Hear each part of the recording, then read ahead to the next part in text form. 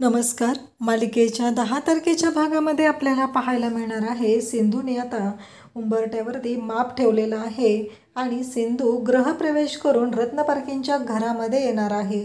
पण अजूनही कोणाला कळलेलं नाही आहे की ती सिंधू आहे म्हणून. ती कृष्णा म्हणूनच वावरत आहे आणि ती म्हणते की सुंदरी, माझा गृहप्रवेश आहे ना आज, चल मी माझ्या हक्काच्या नवऱ्याबरोबर आज घरामध्ये येणार आहे. असं जेव्हा ती बोलत असते तेव्हा मधू तिथे येते आणि मधू म्हणते की शक्यच नाही, कारण तुझा गृहप्रवेश होणं शक्यच नाही असं मधू बोलत असते. आणि तेव्हा इकडे सिंधू म्हणत असते की का का शक्य नाही माझा गृहप्रवेश होणं, असं सिंधू म्हणते. आणि सिंधू म्हणते की आता होणारच. आणि तिने माप तर ठेवलेलं असतं आणि तिकडून मधू समोरून येत असते. मधूला ती बोलवते आणि मधूच्या पायामध्ये गोट्या टाकते. तशी मधू तोंडावर आपटते आणि सिंधू गृहप्रवेश करून घरात आलेली असते. सिंधू घरात तर आलेली आहे, तिची एंट्री झालेली आहे आणि मधू मात्र तिथं तोंडावर पडलेली असते, आपटलेली असते. आणि त्याच वेळी बाकीचे सर्वजण पाहू लागतात.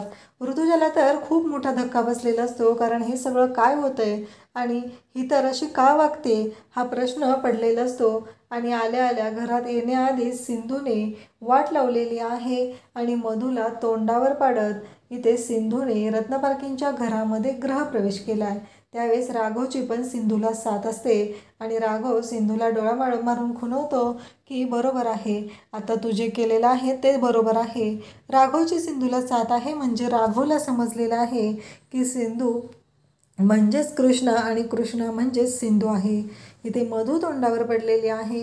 सिंधूचा गृहप्रवेश हा दणक्यात झालेला आहे आणि सिंधू म्हणते की लक्ष्मी बनून नाही तर दुर्गा बनून आलेली आहे. आता बघ तुझी कशी वाट लावते. आता राघव सिंधूने एकमेकांचा हात हातात घेत रत्नपारखी कुटुंबात प्रवेश केलेला आहे. अशाच अपडेटसाठी चॅनलला सबस्क्राईब करा. थँक्यू.